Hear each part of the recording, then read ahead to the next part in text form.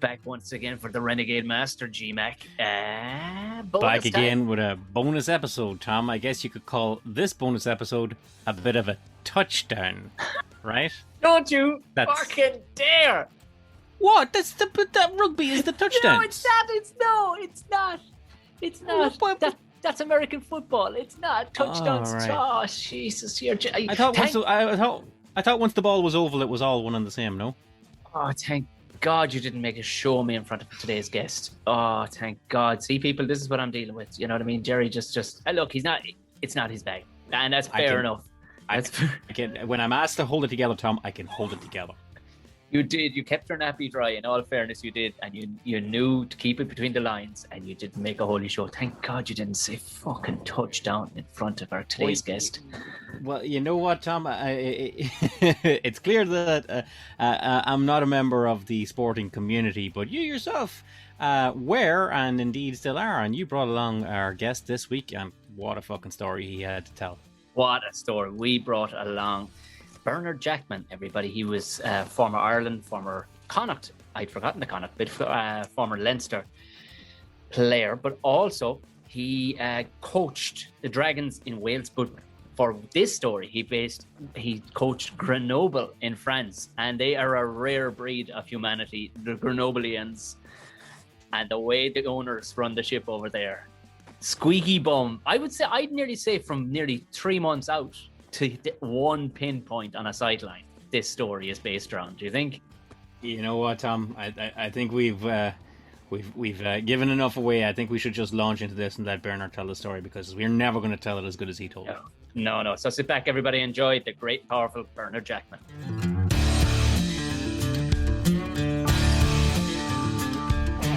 We're delighted to have the absolute Mr. Podcast himself, rugby legend Bernard Jackman. You're so mad for the podcast. Every time I turn one on, Bernard, you're on it.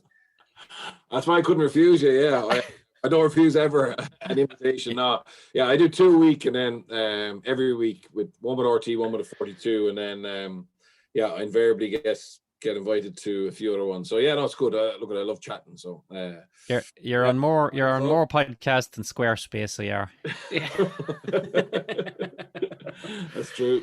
Oh, wait, I don't know whether listen to any of the other ones or not, but myself and Jerry, as stand-up comedians down through the years, have had absolute, no end and no surprise to hell gigs. And I'm in no way trying to align ourselves with a professional sports person. And I kind of am in a wishful way. I won't lie, Bernard. I kind of am saying we're absolutely on even keel when it comes to professional sports and professional comedy. But surely there's good days and there's bad days in the office. But with the track you've ran from Leinster to Ireland to Grenoble, the Dragons, at some stage, you must have run across a bit of a worst gig ever.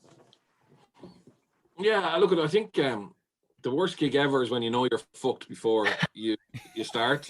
And for me, that's the reality. And I suppose my worst experience ever, even as a player or a coach, luckily, even in the dark days with Connacht, you always had a chance. Or you like to believe you had a chance to bounce a ball to go your way, or the team would have a bit of food poisoning, whatever you could do. And then I was with Leinster, and obviously you're expected to win every week. But when I went to France to Grenoble, my first role, I was defence coach.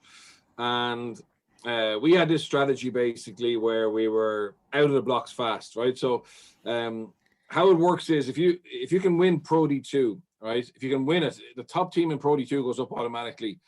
And then 2, 3, 4, and 5 go into a series of playoffs, right? Right. So, and then they have to play the second from bottom in the top 14. So they mightn't finish for 5 weeks after the team who automatically gets promoted, right? So we finished top. And because of that, we obviously sent all our players on holidays. And they basically, when we were coming back into preseason, the top 14 was still being played. And obviously then they sent their players on holidays. And in France, the top 14 clubs generally only get about a 3 or 4 week preseason. Right. The season was into July. So we had an 11-week preseason that first year compared to 3 or 4 weeks with everyone else.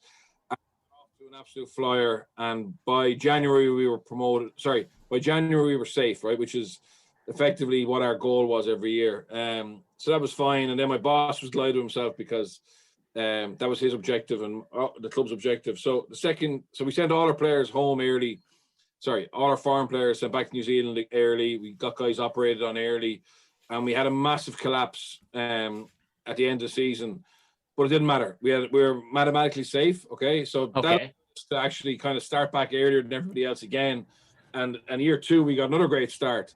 So around Christmas, I think we might be in the top 6, which is unheard of for us, but we were never going to last. So, and in March, we had about 6 games to go. And I remember one day on a Monday, the boss came in and he had the calendar, which is the fixture list, and he had the table. And he was a great man for predicting results, right? So, like every week, he'd say, "Look, we won't get anything away from home here in Racing, but don't worry, Bayonne will lose at home to Toulouse." Okay, right, yeah. Right, so he was and in fairness, lots of times he was right because the number of teams who won away from home was very low.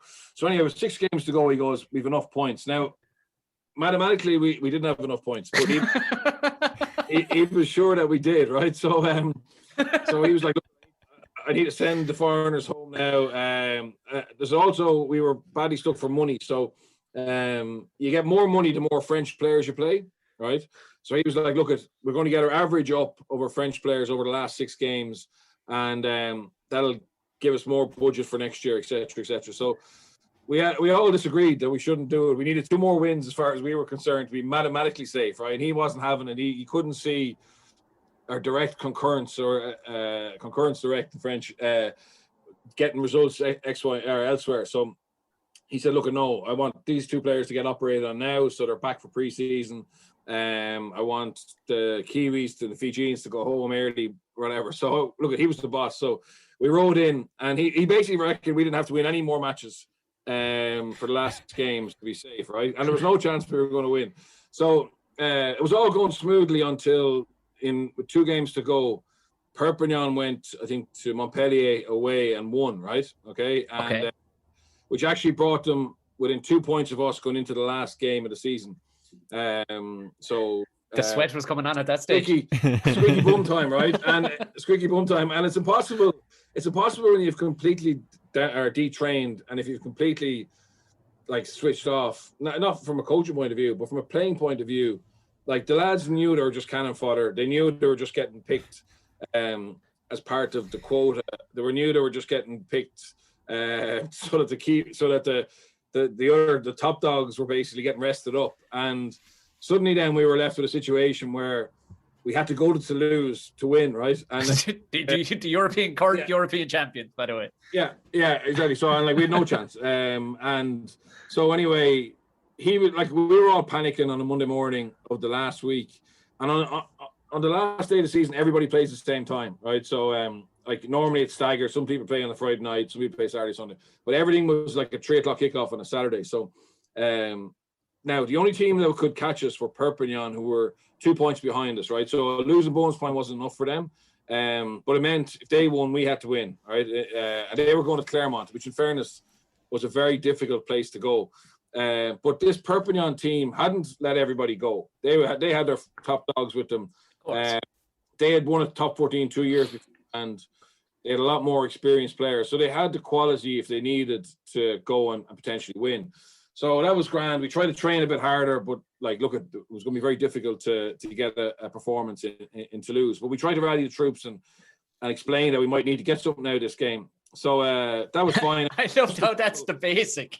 Listen, lads, you're shit, but no, look at listen. Like some of these lads were like 18, 19, hadn't played like more than 2 or 3 games, and they're going up against Maynard and Uge. Oh, Jesus Christ, yeah. This is some Mighty Ducks shit right here. Yeah, exactly. We didn't even have like a strong Espoir team. Like they couldn't even win when they were playing with their own age grade. So anyway, I looked at the itinerary on a Wednesday, and we were traveling on the day of the match, which is like a 6.5 hour bush journey, right? I was like, oh, look, the lads, like, we can't do this. We have to go the day before the match. We're basically giving up any chance we have, and it's too serious in case we do need to win. at least we can't be held against us that we didn't actually even prepare properly. So he was like, oh no, it cost us 10 grand or whatever. And I was like, look, we have to go the night before, or else we're sending a completely wrong message. So anyway, they booked a bus and we set off on a Friday morning. In fairness, they booked a hotel as well. So anyway, I looked at the itinerary and it was like Ripa Unique, which is basically a unique.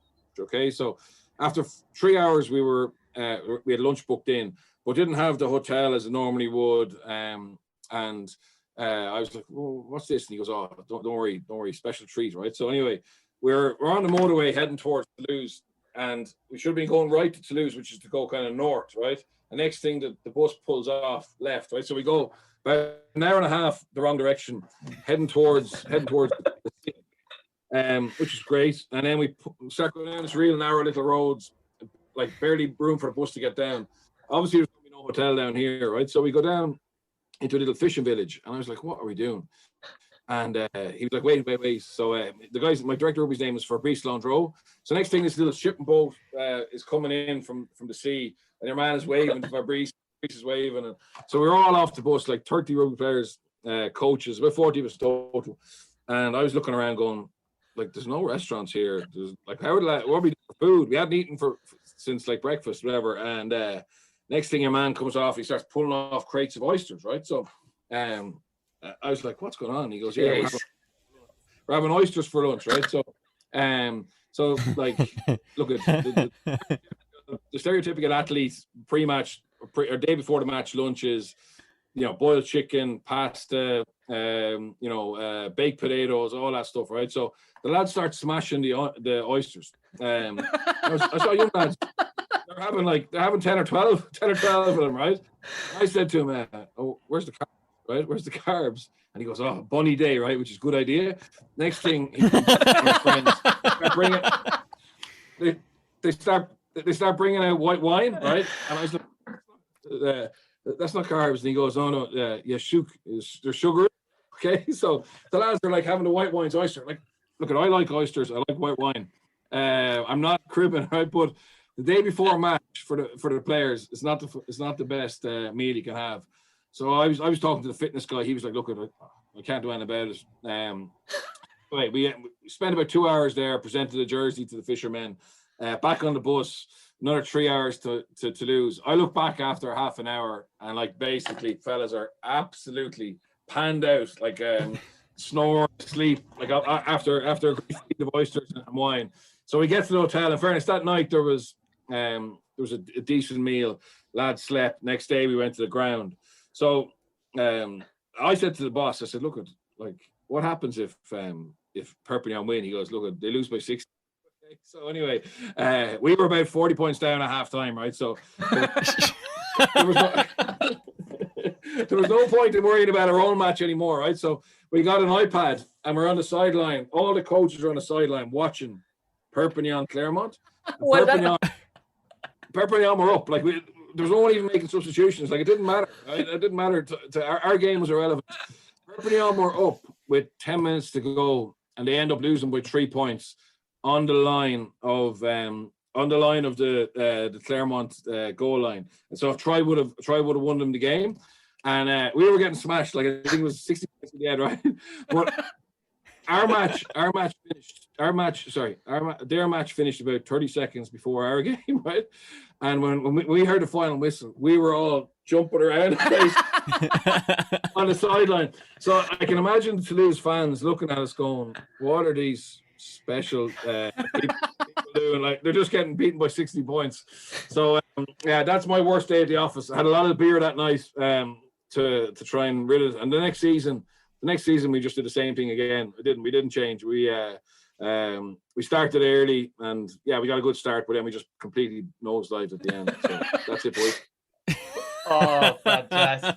I was actually sweating for that whole bus journey as we were talking, because just the lack of control over, because as you told me before, the French, they do what the French want to do, like lads smoking fags, drinking bits of wine at training and stuff like that. And they do whatever they want to do. Yeah, don't so they? we were like, so like I've seen the day of games. So if we had a night game on a Friday night and you had a bit of lunch on the Friday for the players, a pre-match meal, Like some of them would have a glass of wine, like, and in fairness to them, they could perform.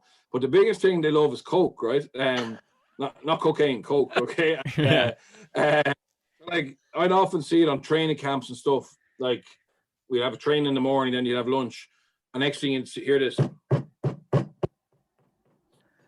Basically, team going mad for Coke, right? And if they brought out Diet Coke, to be war. Coke had to be full of sugar. And I said to the doctor, because over there the doctor is king, and I said to the doctor, "This is nonsense. Like it's just full of sugar." And he's like, "No, they're mentally." He goes, the clay said the test, which is the key is the brain, right? So he felt if they were happy here, right, doesn't matter. You know, they could have their fags, their fucking, or their Coke or their cakes, whatever, crossing off for breakfast. It was all about here, you know. I mean, like, you know, halfway through, I mean, I've been at some worse gigs ever myself, Tom, but like halfway through when you're on a 3-hour bus ride through the mountains with a belly full of fucking oysters and wine in you, that's a bad time, so it is. I love that. Yeah. Yeah. Good, the next good day, idea. the next day, you gotta go out on TV, on live TV, with fellas who aren't good enough. Some of them inexperienced, and play against like one of the best teams in Europe. But I mean, it wasn't fair at all. But he felt, look, we're not going to win a match. Let's give them a nice day out. You know, which is, look, maybe he's right and I'm wrong, but it was probably. Like if we had lost the match, I would have been sacked. We all would have been sacked. The club would have been bollocksed. Had to sack a lot of players. Pay cuts. Like the repercussions of going down are absolutely massive. Yeah. And you know, like most people think, right, you know, it's in our own destiny, or whatever. But it wasn't for us. It was just basically wait and hope another team didn't do it. So basically, Perpignan on the line. Claremont line going down by 3. That was what. Yeah. That was it. Yeah. Claremont missed the tackle. We're goosed. You know. I'm going to carry that phrase forward, Tom, from here on out. Mathematically safe. I'm going to take that one forward with me. Anything that I have to do from here on out, as long as it's mathematically safe, would be grand. Oh man, your heart wouldn't be right listening to the stuff like that. You'd have a condition after something like that. How did the French? Yeah, so blasé. I love it. No, they're gas. They're brilliant. And in fairness, they're like they're very authentic, and so they have this thing. So I actually did my coaching license in France, which is basically the top coaching badge you can do. I did it with O'Gara. Usually foreigners don't do it, but myself, him, there was a Fijian guy who'd been in France a long time, a fellow called Simon Raoul Louis. So there's 25 in total, 3 foreigners, and basically it's 12 weeks in Paris, and effectively so like each week is a different topic. So say week 5 was called it was management des hommes, and basically we were like, oh brilliant, they're going to teach us how to manage people, build relationships. But the reality was the gist of the whole week was basically this thing called electroshock, right? And what a great it's called electroshock. It's actually like in corporate world, you know, the way in corporate world in Ireland you'd hear about KPIs and going forward and all this shit, right? So over there, electroshock is like seen as being like very good management technique, and they actually teach the coaches to do it, right? But the gist of it is, and like for about two or 3 days we were going, oh, like, are we actually understanding this right? Okay, because or maybe we're not picking up right with our French. The gist of it is, if things are going really well, right, you better fucking cause chaos, right? Because things are bound to actually go bad, right? So don't stay calm and let things just keep going, right? Because that's wrong. You have to actually cause chaos. So, like, I remember, like, my boss, the fella Fabrice, like, he was big into it. So, like, we might have had a great win or 2 or 3 great wins in a row. And on the Monday at the team review, like, he would just go absolutely crazy and start abusing people. I was going, what's he doing this? Whatever. And he goes, electroshock. And I'd be like, look, Tom, electroshock. Right, I'm giving you a little niche here, you know what I mean? So basically, and then obviously if things are going bad, like, don't double down your fundamentals. You know, don't stick to the process. Like, fuck the process out in the bin. make up a new one completely. And I'll give you an example. So we lost a couple of games. I was head coach now at this stage. We lost a few games. We lost at home actually to Claremont. So that's unacceptable to lose at home. So we had a massive crisis meeting or whatever, and one of my staff, he was a skills coach. He was like, "You need to change the planning, right?" So basically, change the planning is changing the content of the day, right? And like professional athletes like consistency. You know what I mean? So they like to know on Monday, you know, what the load is, what the times are. Tuesday, Wednesday's day off, and you can change the content, of course, but you don't go drastically changing the whole week. Well, you can do it, but it's not very common. So anyway, he was like, "Look, we need to train at night, right?" And I was like, "Oh, so you want? So yeah, we're not playing night. We're not playing at night this week. We're playing Saturday at 3:00. And I can understand if we were playing at night, like the following week on a Friday, one session at 8:00, whatever, if that was a problem." And he was like, "No, we need to start at 9:00 at night, right?" Okay, and he goes, "Yeah." So what do you mean start at 9:00 at night? He goes, "Bring them in, because like basically your day would start with say we usually start at 8:00 in the morning. It would start with monitoring, right? And then it might start with prehab, and then I might have 10:00 weights, and then I'd have lunch, and then I'd have afternoon session." And I was like, "Yeah, but if we start at 9:00, like what are we going to be able to do?" And he goes, "That's it, the normal day, but just start at 9:00 at night, right?" I was like, "But that means like our pitch session will be at 3:00 in the morning, right?" And he goes, "Exactly, right, exactly." I was going, "I'll be fucking sacked. I'll be sacked before the match, right?" And he goes, No. I said, what do you hope to achieve from it?" And he goes, all right, I'm pointing to my brain. He goes, "The wives, right? Imagine how pissed off the wives will be when the player gets into bed at 5:00 in the morning and wakes her up, right?" And I was like, "Okay." And I was like, "Okay, yeah, okay. She will be annoyed, right?" And he goes, "Imagine when she's doing minding the kids and changing nappies, they'll be asleep during the day." And I was like, "Yeah, okay." And he goes, "What's that going to achieve?" And he goes, "The wives will be pissed off." And I was like, "Okay. So the wives are going to be pissed off. How's that going to help us win?" And he goes, "They'll tell the husbands to win." So I was like, "Look, Philippe, I can't." I said, "I'm happy to change some of the content. I'm happy to do contact on Tuesday instead of Thursday, but I can't change it, right?" And he went absolutely book ape, right? So about half an hour later, I get an email from the president. I have to go see the president. So he went and squealed to the president. And I went up to the president. I was like, "What's wrong?" And he goes, "Oh, Anglo-Saxon mentality.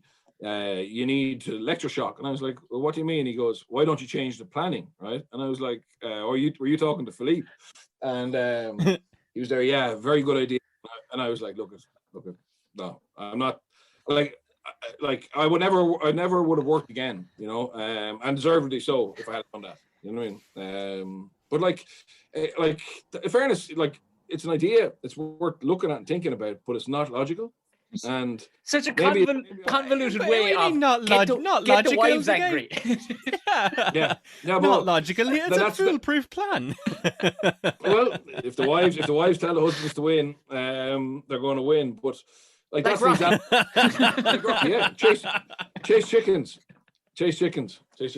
You know. So anyway, that's my worst day. Brilliant, Bernard Jackman. All right, thanks a million for that. Take it easy. Cheers. Right, bye. Cheers, lads. Oh, that was a tidy one, wasn't it? Huh? That was, I guess you could say, Tom, a grand slam. Yeah, that's fine. Absolutely, a grand slam. Thank you. Yes. No, I fucking know nothing about rugby. I know how very you know nothing about rugby, and thank God I didn't mention Bernard's position where he played hooker, because that would have sent you sideways off the rails altogether. But oysters, I mean, it just gives you an insight into how tough it is to coach in the French leagues. Holy Jesus honestly, Christ. that whole story came together like, do you remember in Band of Brothers where they were in training and the guy was like, "Hey everybody, let's have spaghetti." Let's have spaghetti and just fucking run them up and down a hill. That's the vibes I was getting when they were shucking oysters an hour before a game was taking place. I know. Well, that has been another bonus episode from the Tom and Jerry Show, people. You know what to do. Tell them, Jerry. Tell them what they have to do. Simple. Like us. For the love of God, please like us. Oh yeah, definitely just like us. That's all we want from you. I don't even care if you do it in the form of a digital click or just like deep in your heart like us. It all counts. I count those. I count heart likes, Tom. for the betterment of the podcast, you can share it on your social media platform of choice. You'll find us at Tom and Jerry on Instagram and Twitter, and if you like us, give us an old follow there. Share it to the good people. If you're ever in a conversation with someone who says, I'd love a new podcast to listen to, suggest us. Damn right, because they're getting 2 shows a week out of us now. Tom. 2 shows a week they're getting out of us now at this stage for nothing. So, if you are listening on any platform that allows you to comment, please do give it a 5 stars and leave a comment. Send us a screen grab of said comment, and you go into the competition at the end of the season to win yourself a prize. Also, if you don't have a platform that can do that, just go ahead, do a screen grab of where you're listening. Whether it's on the radio of the car, which we've been getting a lot of people taking a photograph of the radio of the car, like that, playing it through, or just straight on your phone, write something cool. You go on the fucking ad as well. So, share, subscribe, tell everybody about it. Now, boys and girls, Jer, I'm going to send them away home. Yes, everybody, bye-bye.